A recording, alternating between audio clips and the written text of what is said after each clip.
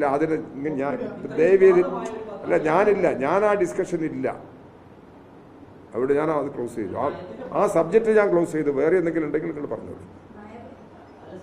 ഇനി ഞാൻ പറയില്ല, ഞാൻ പ്രതികരിക്കില്ല. ഇനി നിങ്ങൾ ചോദിക്കുന്നത് ചോദിച്ചോ, നിങ്ങൾ ചോദിക്കുന്നതിന് എനിക്ക് തടയാൻ പറ്റില്ലല്ലോ.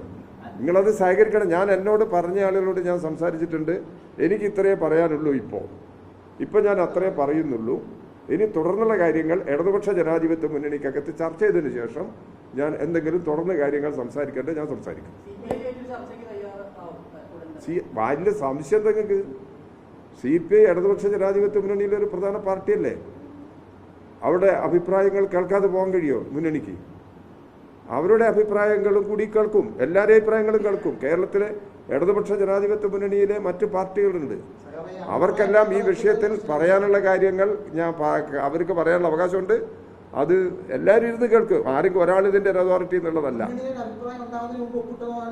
അല്ല, അത് വേറെ പ്രശ്നം. അതൊക്കെ പരിശോധിച്ചതിന് ശേഷം പറയാൻ കഴിയും. ഞാൻ പറഞ്ഞില്ല, ഞാൻ നിർത്തിയെന്നുണ്ട്. ഇനി ഈ വിഷയമായിട്ട് നിങ്ങൾ വേണോ ചോദിച്ചോ, ഞാൻ പറയില്ല. എന്നെ നിങ്ങൾ നിർബന്ധിക്കരുത്. അതുകൊണ്ട് ഞാൻ വേറെ എന്താ വിഷയമുണ്ടോ? അല്ല, അതിനെപ്പറ്റി ഞാനില്ല. ഞാൻ ഈ PM ശ്രീ പദ്ധതിയെ സംബന്ധിച്ചിടത്തോളം ഒരു പൊതു നിലപാട് ഞാൻ പറഞ്ഞിട്ടുണ്ട്. അതിന്റെ വിശദാംശം അതൊക്കെ നിങ്ങളെ വ്യാഖ്യാനല്ലേ? നിങ്ങൾ വ്യാഖ്യാനിച്ചോ. നിങ്ങളുടെ വ്യാഖ്യാനത്തിന് എൻ്റെ തലയിൽ അടിച്ചേൽപ്പിക്കണ്ട.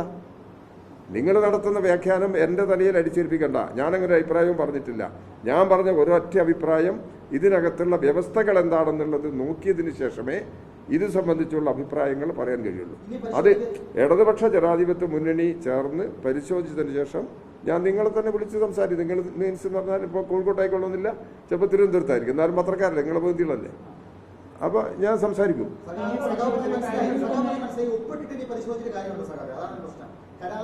എനിക്കതിനെക്കുറിച്ചൊന്നും പറയാനില്ല. ഞാൻ പറഞ്ഞില്ലേ, ഞാൻ പറഞ്ഞ് ക്ലോസ് ചെയ്തെന്ന് പറഞ്ഞില്ലേ. വെറുതെ നമ്മൾ പറഞ്ഞിങ്ങനെ വെറുതെ അലമ്പുണ്ടാക്കുന്നതിനാ? ഞാൻ അലമ്പിനില്ല. ഞാൻ വളരെ സൗഹൃദമായിട്ടല്ലേ നിങ്ങൾ സംസാരിക്കുക. അത് ആ അർത്ഥത്തിൽ എൻ്റെ നിലപാടിനെ നിങ്ങൾ കാണണ്ടേ?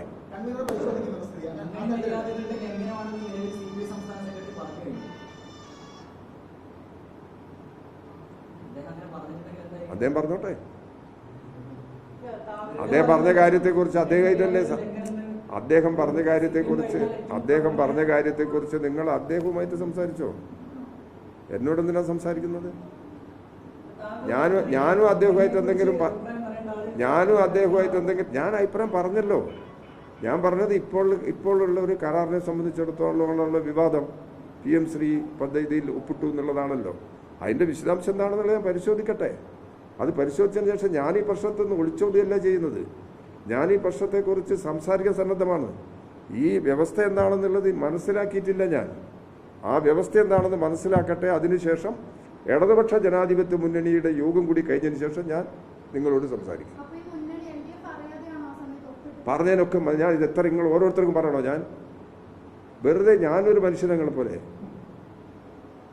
നിങ്ങൾ പറയുന്നത് എന്നെ വഴിക്ക് കൊണ്ടുപോകാൻ വേണ്ടി നിങ്ങൾ എന്നെ ശ്രമിക്കണ്ട. ദയവ് ചെയ്തിട്ട് അതിങ്ങനെ ആവർത്തിച്ച് പറഞ്ഞിട്ട് എന്താ കാര്യം?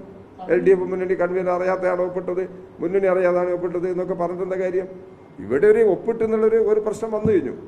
അതിൻ്റെ പ്രശ്നം എന്താണെന്നുള്ളത് വിശദമായി പരിശോധിച്ചതിന് ശേഷം ഞാൻ സംസാരിക്കാമെന്നും പറഞ്ഞു. അതിൻ്റെ അപ്പുറത്ത് എന്താ പറയേണ്ടത്? പിന്നെ നിങ്ങൾ അതിൻ്റെ മേലെ ഇങ്ങനെ ഒരു വ്യാഖ്യാനിച്ച് നിങ്ങളുടെ നിലപാടിലേക്ക് എന്നെ കൊണ്ടുപോകേണ്ട കാര്യമുണ്ട്. ഞാൻ ആ വിഷയമല്ല, പ്ലീസ്.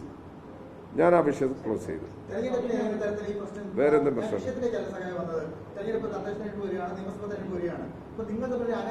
അനയിക്കില്ലല്ലോ. അനയിക്കേണ്ടതൊന്നും പറയാനായിട്ടില്ല. ചില അഭിപ്രായ വ്യത്യാസം ഉണ്ടെന്നുള്ളത് ശരി.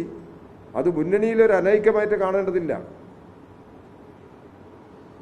മുന്നണി ഞങ്ങളെല്ലാവരും ചേർന്നതാണ് മുന്നണി. ആ മുന്നണിയിൽ ഇതുവരെ ഈ നിമിഷം വരെ ആ മുന്നണി ഇല്ലാതായിട്ടില്ല. ആ മുന്നണി നിലനിൽക്കുന്നുണ്ട്.